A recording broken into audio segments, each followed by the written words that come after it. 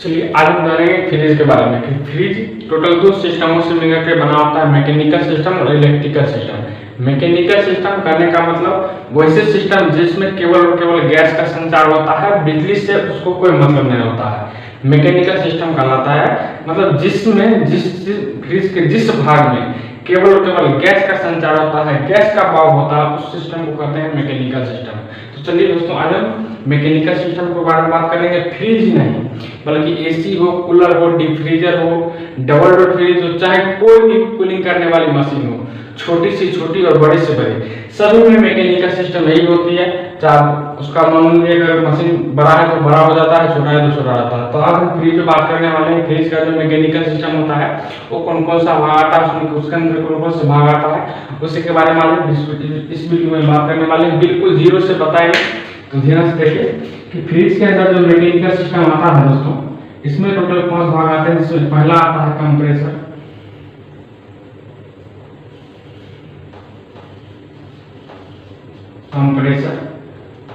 दूसरा आता है दोस्तों इसमें कंडेंसर, तीसरा आता है दोस्तों इसमें फिल्टर, चौथा आता है इवेपोरेटर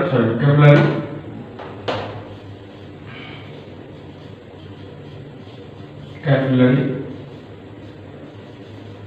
ट्यूब, और लास्ट आता है दोस्तों पर्सन इवेपोरेटर।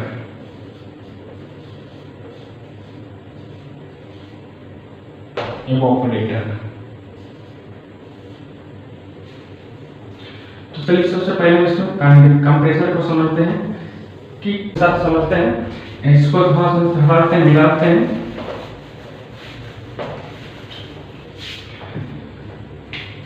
मैकेनिकल सिस्टम दोस्तों सबसे पहले आता है कंप्रेसर। कंप्रेसर में देखिए टोटल 3 लाइनें होती हैं, एक सेक्शन, चार्जिंग और डिस्चार्ज, टोटल 3 लाइनें होती है। और उसमें जैसे एक प्रकार का मोटर होता है, तो मोटर में दोस्तों फेस एडमिटर की जरूरत पड़ता है ना, जैसे पंखा के मोटर होता है common running starting, same machine इसमें 3 पार्ट निकलते हैं, सेक्शन लाइन, डिस्चार्ज लाइन और charging line. Section, discharge, charge 3 line जैसे भी निकलता है, जैसे पंखा का पंप जैसे पंखा मोटर का कनेक्शन करते हैं उसमें निकलता है 3 पार्ट, कॉमन रनिंग स्टार्टिंग, उसमें भी common running starting, common running starting.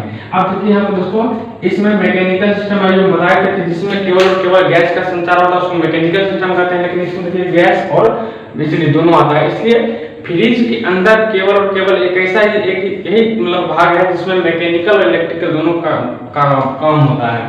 क्यों?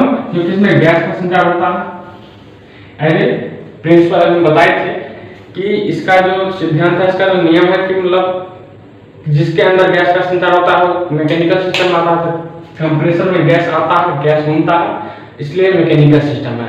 अब इसमें बिजली भी आता है क्योंकि यह एक मोटर है, इसलिए इसमें 220 वोल्ट बिजली भी दिया जाता है, इसलिए यह एक इलेक्ट्रिकल सिस्टम में भी जाता है। मतलब मैकेनिकल और इलेक्ट्रिकल दोनों सिस्टम ये काम करता है कंप्रेसर के अंदर। इसमें टोटल दोस्तों 3 लाइन होती है, तो एक सेक्शन की, दूसरा चार्जिंग की, तीसरा डिस्चार्ज की। दोस्तों सेक्शन और चार्जिंग एक ही होती है, उसमें उसको हम आगे समझेंगे कि उसको मतलब चार्जिंग का लाइन कब यूज किया जाता है और सेक्शन का कब और डिस्चार्ज का कब। फिलहाल तुम मोटा मोटी समझिए कि सेक्शन का लाइन का जो काम होता है, सेक्शन का जो पार्ट होता है, उससे क्या करता है, गैस को खींचता है, और डिस्चार्ज से क्या करता है, गैस को बाहर निकालता है। तो ये कंप्रेसर का काम होता है दोस्तों। कंप्रेसर के नीचे एक दो जो है रबर लगा हुआ होता है, उसको हम कहते हैं ग्रोमेट रबर।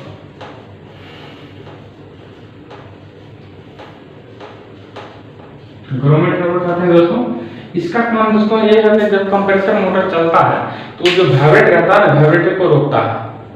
एक काम किसका है, ग्रोमेट रबर का। मतलब कंप्रेसर जब चलता है तो वाइब्रेट ना करे, आवाज ना करे, इसलिए इस रबर का प्रयोग किया जाता है, ये ग्रोमेट रबर का। बस इसका और कुछ विशेष काम नहीं होता है। चलिए इसको समझते हैं कि सेक्शन और डिस्चार्ज और उसका चार्जिंग है कब और किस वक्त यूज किया जाता है। देखिए कंप्रेसर का जो डिस्चार्ज लाइन होता है दोस्तों, ये जुड़ा होता है डायरेक्ट कंडेंसर के एक सिरा से। कंडेंसर कहने का मतलब वो कंडेंसर नहीं, पंखा मोटर में जो यूज किया जाता है वो कंडेंसर नहीं। फ्रिज के पीछे जो इस प्रकार का घुमा घुमा जाली होता है उसको भी कंडेंसर ही कहते हैं, ठीक है। तो कंप्रेसर के डिस्चार्ज लाइन से कंडेंसर जुड़ा होता है, कंडेंसर का एक से जुड़ा होता है। अगर मान लीजिए ये कंप्रेसर का डिस्चार्ज लाइन है तो इसको हम यहाँ से जोड़ देते हैं, कुछ प्रकार से हम समझ लीजिए जोड़ देते हैं। तब क्या करेगा, कंप्रेसर डिस्चार्ज लाइन से गैस को बाहर करेगा, रिलीज करेगा और क्या करेगा, गैस को ही घुमाना शुरू करेगा। कंप्रेसर में आया। अब तुम समझते हैं इसका कंडेंसर को। कंडेंसर का काम क्या होता है, कंप्रेसर के द्वारा भेजा गया गैस को घुमा घुमा कर वेपर से द्रव में बदलने का काम करता है। अब देखिए दोस्तों, जैसे गैस कंप्रेसर से निकलता है तो गैस फॉर्म में रहता है, उसको क्या करता है, कंडेंसर घुमाना शुरू करता है। उसी वजह से घुमाते घुमाते घुमाते घुमाते क्या करता है, वेपर से द्रव बनाता है। गैस जब कंप्रेसर से निकलता है तो गैस के रूप में रहता है, जब उसको ठंडा किया जाता है तो वेपर जो है, सॉरी गैस जो है द्रव के रूप पकड़ लेता है। अब मान लीजिए कोई भी चीज है, अगर उसको हीट दीजिएगा तो क्या होगा, वो गर्म होगा, और हीट दीजिएगा तो क्या होगा, गर्म होने के बाद क्या होता है, वाष्प बनता है। और उस वाष्प को अगर आप ठंडा करिएगा फिर क्या बनेगा, फिर से द्रव बनेगा। तो वही प्रक्रिया कंडेंसर में होता है। जैसे गैस को यहाँ से रिलीज किया जाता है कंप्रेसर के द्वारा गैसीय रूप में, तो कंडेंसर क्या करता है, उसको घुमाना शुरू करता है। जैसे घुमाता है तो गैस क्या होता है, ठंडा होता है। अब मतलब वाष्प को अगर आप ठंडा करिएगा तो द्रव बनेगा, मतलब पानी बन जाता है, लिक्विड बन जाता है। फिर से वो घुमा घुमा के ठंडा करता है। कंडेंसर के पीछे देखिए इस प्रकार का पतली पतली छड़ लगी होती है। इसका काम होता है दोस्तों कि कंडेंसर को सपोर्ट करना, प्लस में कंडेंसर जब इसमें जो गैस घूमता है, गर्म गैस घूमता है, तो क्या करता है, इस छड़ के द्वारा उसकी जो गर्मी है वो थोड़ा बहुत सोखता है और इस पर बाहरी वातावरण का जब हवा लगता है तो उसको ठंडा करता है। मतलब इसका दो काम हो गया, एक सपोर्ट करने का और दूसरा इसको ठंडा करने का। क्योंकि कंप्रेसर से जब गैस रिलीज होता है तो वो हाई प्रेशर और हाई टेम्परेचर से बाहर निकलता है। कंप्रेसर से जब गैस निकलता है तो हाई प्रेशर और हाई टेम्परेचर के साथ गैस को रिलीज किया जाता है। और क्या करता है, ये जब घुमाना शुरू करता है तो कोई भी चीज ठंडा तब होगा ना जब उसको गर्मी को वो खुद सोखेगा। मतलब इसके गैस में जो भी गर्मी होती है उसको सोखने का काम करता है, मतलब उसको खींचने का या ठंडा करने का काम कंडेंसर करता है। जब ये ठंडा कर इसको कब करेगा, जब खुद हीट होगा। तभी कभी कभी आप ध्यान दिए होंगे, जब फ्रिज आपका चालू होता होगा तो उसके पीछे जो स्क्वायर का जल लगा होता है उस पर अगर हाथ रखते होंगे या फिर मिस्टेक से हाथ चला जाता है तो आपको गर्मी से महसूस होता है। या एक कंडेंसर अगर मान लीजिए फ्रिज का बंद बॉडी के अंदर का अंदर बंद बॉडी रहता है तो आप साइड में हाथ लगाते होंगे फ्रिज के साइड में, तो आपको गर्मी महसूस होता होगा। तो वो फ्रिज का गर्मी का कुछ नहीं और का नहीं होता है, यही का गर्मी होता है। मतलब कंप्रेसर के द्वारा जो गैस भेजा जाता है प्रेशर और हाई टेम्परेचर के द्वारा, तो कंडेंसर क्या करता है, उसको घुमा घुमा कर वो ठंडा करता है और गैस को वेपर से द्रव में बदलने का काम करता है। तो इसका काम क्या है, गैस को घुमा घुमा कर वेपर से द्रव में बदलना। तो कंडेंसर को समझे, कंप्रेसर को समझे, कंडेंसर को समझे। इसमें दोस्तों तीसरा आता है फिल्टर। फिल्टर दोस्तों इस प्रकार से बना हुआ होता है और इसका काम क्या होता है दोस्तों कि गैस के अंदर जो भी गर्मी है, सॉरी गैस के अंदर जो भी गंदगी है, कचरा है, उसको छान लेता है। अब कहिएगा गैस के अंदर कचरा आता है कहाँ से, तो बहुत अच्छा क्वेश्चन आपके दिमाग में आ रहा होगा कि गैस के अंदर कचरा आता है कहाँ से। देखिए दोस्तों, एक कंडेंसर जो होता है लोहा का बना हुआ होता है। अब लोहा में अगर मान लीजिए गैस यहाँ से रिलीज किया जाता है तो गैस बनता है, लिक्विड फॉर्म बनता है। और लिक्विड अगर कोई भी लोहा में अगर आप लगातार पानी डालिएगा तो क्या होगा, जंग पकड़ेगा ना। जब कुछ समय के बाद जैसे फ्रिज अगर आप नया खरीदो 2 साल 2 साल 3 साल के बाद क्या होता है, लगातार इसमें पानी जाते रहता है, नमी बना हुआ रहता है, तो लोहा होने के कारण क्या होता है, इसमें जंग पकड़ता है। तो जंग जो भी होता है क्या होता है, जो भी जंग होता है जिसमें एक सिरा से इन करता है गैस और दूसरे सिरा से आउट होता है। आउट होने के बाद ये देखिए नेट यहाँ फिल्टर से जुड़ता है, कुछ इस प्रकार से ये फिल्टर से आकर के जुड़ जाता है। अब क्या करता है, जैसे यहाँ से डिस्चार्ज लाइन से गैस को देखिए यहाँ से गया, अब गैस को क्या किया, कंडेंसर घुमा घुमा कर ठंडा किया। ठंडा करने के बाद इससे गैस आउट आखिरी स्थिति में आया तो क्या करेगा, वो गैस आ जाएगा फिल्टर के अंदर। तो फिल्टर का काम क्या है, गैस के अंदर जो भी गंदगी हो, कचरा हो, नमी हो, उसको क्या करता है, छान के रख लेता है। फिल्टर थोड़ा मोटा होता है, इस पाइप के अतिरिक्त फिल्टर बहुत ज्यादा मोटा होता है। जैसे आप देख रहे हैं इतना मोटा फिल्टर होता है। तो फिल्टर का काम क्या है, गैस में जो भी अशुद्धियां हैं, कचरे हैं, उसको क्या करता है, छान लेता है। तो फिल्टर का काम समझ में आया। आप कंप्रेसर का काम समझे। एक कंप्रेसर का काम है कि गैस को एक स्थान से लेकर के दूसरे स्थान तक भेज देना, मतलब गैस को हाई प्रेशर और हाई टेम्परेचर के साथ कंडेंसर में भेजना। कंडेंसर का काम क्या है, गैस को घुमा घुमा कर ठंडा करना, और ठंडा करने के बाद आखिरी में अंत में क्या करता है, गैस को फिल्टर में भेज देता है। फिल्टर क्या काम क्या है, गैस में जो भी अशुद्धियां हैं, कचरे हैं, उसको क्या करता है, फिल्टर छान लेता है। अब फिल्टर से छानने के बाद अगला आता है दोस्तों इसमें कैपिलरी।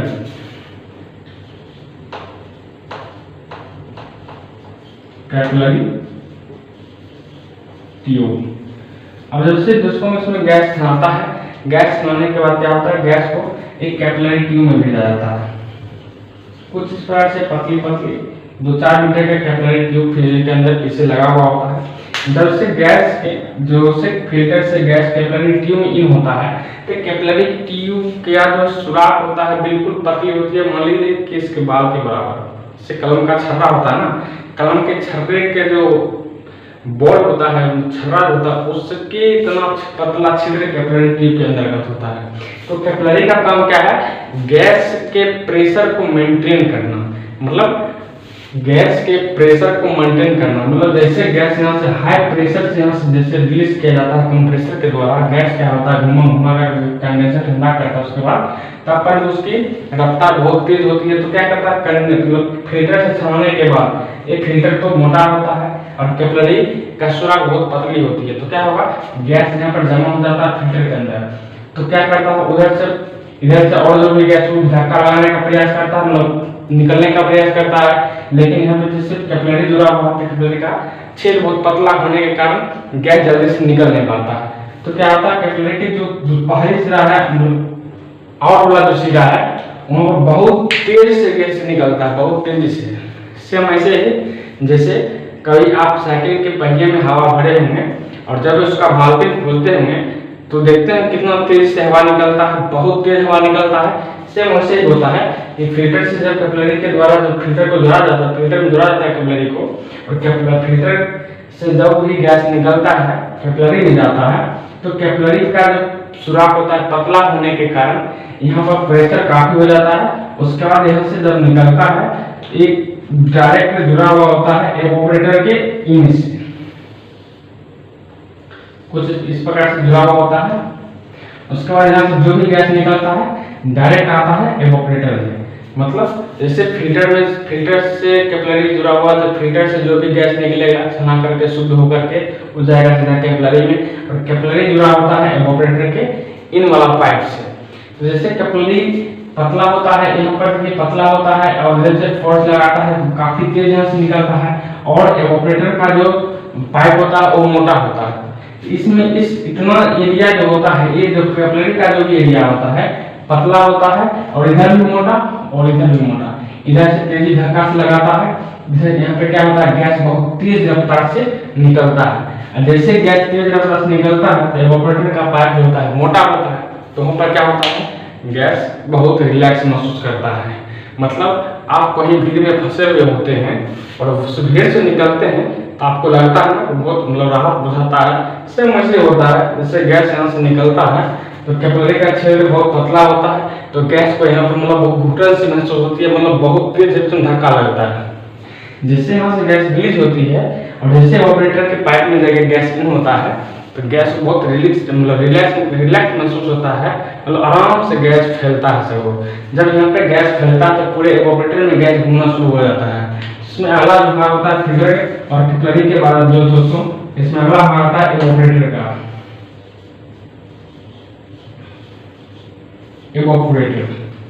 एवापोरेटर का काम क्या है दोस्तों, एवापोरेटर का काम है कि गैस जैसे कि एवापोरेटर में घुसता है, इसका काम है कि फ्रिज के अंदर रखे जो भी खाद्य पदार्थ होता है उसकी गर्मी को सोख करके अपने वहाँ ठंडा छोड़ता है, और उस गर्मी को सोख करके उसमें जो भी खाद्य पदार्थ रखा जाता है उसको ठंडा करने का काम करता है कौन, एवापोरेटर।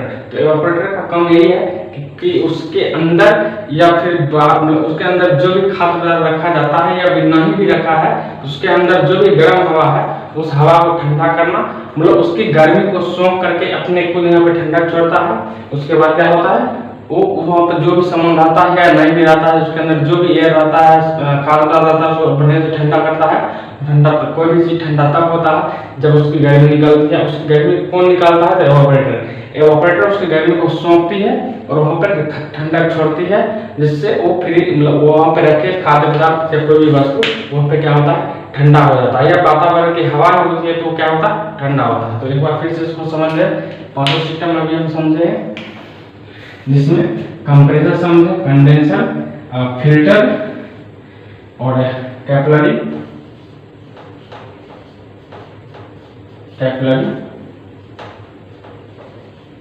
ट्यूब और पांचवा दोस्तों एवापोरेटर। एक बार फिर से इसको समझ लें। देखिए, सबसे जो मैकेनिकल सिस्टम के अंदर सबसे महत्वपूर्ण भाग आता है, इसमें जो होता है कंप्रेसर। कंप्रेसर में टोटल 3 लाइनें होती है, सेक्शन, डिस्चार्ज और चार्जिंग। जिसमें चार्जिंग का लाइन बंद होता है, वो आगे समझेंगे इसका काम कब किया जाता है, जब हम आगे इस वीडियो में जब जाएंगे, आगे बढ़ेंगे तो उसको उसमें वहाँ पे समझाएंगे। फिलहाल इसमें सेक्शन और डिस्चार्ज वो चीज समझते हैं कि सेक्शन का जो लाइन होता है, खींचने का काम होता है सेक्शन। कहने से स्पष्ट होता है कि सेक्शन मतलब खींचना और डिस्चार्ज मतलब निकालना। जैसे मरीज जैसे हॉस्पिटल में मर जाता है, क्या कहता है डॉक्टर? डिस्चार्ज कर दिया जाए, मतलब निकाल दिया जाए। मतलब डिस्चार्ज लाइन का मतलब है निकाल देना, ठीक है। जैसे यहाँ से गैस निकलता है, डिस्चार्ज किया जाता है, तो गैस जाट जाता है कंडेंसर में। अब कंडेंसर का काम क्या है कि गैस को जैसे हाई प्रेशर और हाई टेम्परेचर से कंप्रेसर के द्वारा भेजा जाता है कंडेंसर में, तो कंडेंसर का काम होता है गैस को घुमा घुमा के ठंडा करना, वेपर से द्रव में बदलना। वेपर से द्रव कैसे बनता है? अभी हम थोड़ा देर पहले समझाए थे कि गैस यहाँ से काफी टेम्परेचर में निकलता है, मतलब बहुत गर्म निकलता है। तो कोई भी चीज को गर्म करिएगा क्या होगा? पानी को ही अगर गर्म करिएगा तो क्या होगा? वाष्प बनेगा। वाष्प जब बनता है तो वाष्प को फिर से आप ठंडा करिएगा, फिर से लिक्विड फॉर्म में आ जाता है। तो गैस को जैसे यहाँ से भेजा जाता है तो गर्म होता है, मतलब वाष्प में जाता है। और कंडेंसर क्या करता है? उसको घुमाना शुरू करता है, जिससे घुमा कर उसको ठंडा करता है। तो कंडेंसर का काम सिर्फ और सिर्फ इतना है, गैस को घुमा कर वेपर से द्रव में बदलना, मतलब गैस को किसी न किसी प्रकार से ठंडा करना। किसका काम है? कंडेंसर का काम है। तो जब कंडेंसर के बाद आता है फिल्टर। तो फिल्टर का काम क्या होता है? फिल्टर का काम ये होता है कि कंडेंसर के द्वारा जो भी गैस आ रहा है, उसमें गैस के अंदर जो भी अशुद्धियां हैं, जो भी कचरा है, उसको छान लेता है। वो काम किसका है? फिल्टर का। मतलब कंडेंसर के द्वारा जो भी गैस आ रहा है, कंडेंसर में घूमने के बाद जो भी गैस आ रहा है, उस गैस को क्या करता है? फिल्टर उसको छान लेता है। छानने के बाद क्या करता है? फिल्टर का आगे लगा हुआ होता है कैपिलरी ट्यूब। कैपिलरी ट्यूब का काम क्या होता है? गैस के प्रेशर को मेंटेन करना, मतलब गैस को हाई प्रेशर से लो प्रेशर में कन्वर्ट करना, ठीक है। तो इसका काम होता है कैपिलरी का। और कैपिलरी के बाद आता है दोस्तों एवापोरेटर। एवापोरेटर का काम यह होता है कि फ्रिज के अंदर जो भी खाद्य पदार्थ रखा हुआ है, उसकी गर्मी को सोख करके वहां पे खुद अपने ठंडा छोड़ता है और वहां से उस चीज को वहां पे ठंडा करता है। तो ये पूरे जो सिस्टम है दोस्तों, ये मैकेनिकल सिस्टम के अंतर्गत आता है। और ये सिस्टम चाहे फ्रिज हो, एसी हो, कूलर हो, डीसी कूलर हो, चाहे जो भी सिस्टम हो, जो भी कूलिंग करने की सिस्टम हो, सभी में ये सिस्टम लगा होता है। मतलब मैकेनिकल सिस्टम इतना ही आता है। उसमें आपको थोड़ा बहुत चेंजेस हो सकता है, एसी में थोड़ा बहुत कैपिलरी वहां पे बन जाती है, फिल्टर बन जाता है, लेकिन सिस्टम यही रहती है, ठीक है। सिस्टम यही रहती है, चाहे जो भी हो।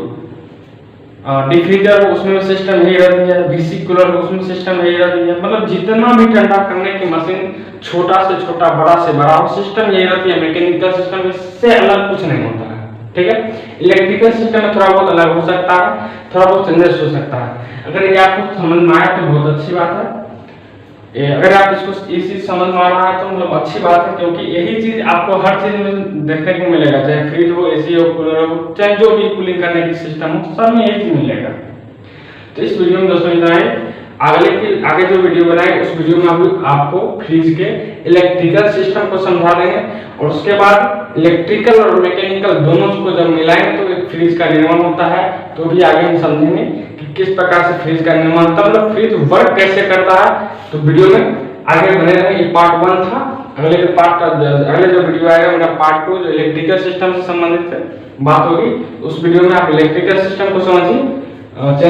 चैनल को सब्सक्राइब कर लीजिए, क्योंकि फ्रिज के बाद एक से एक वीडियो बनाते हैं। फ्रिज हो, एसी हो, कूलर हो, मतलब जितना भी इलेक्ट्रिक के संबंधित जो भी आता है, फ्रिज, कूलर, वॉशिंग मशीन, सब पे एक एक करके वीडियो बनाएंगे। मतलब सबको एक एक करके हम जीरो से खत्म करेंगे। इसमें एक क्वेश्चन आपसे पूछा जाएगा कि फ्रिज के अंदर जो भी हम बताएंगे तुरंत। फ्रिज के अंदर कंप्रेसर होता है,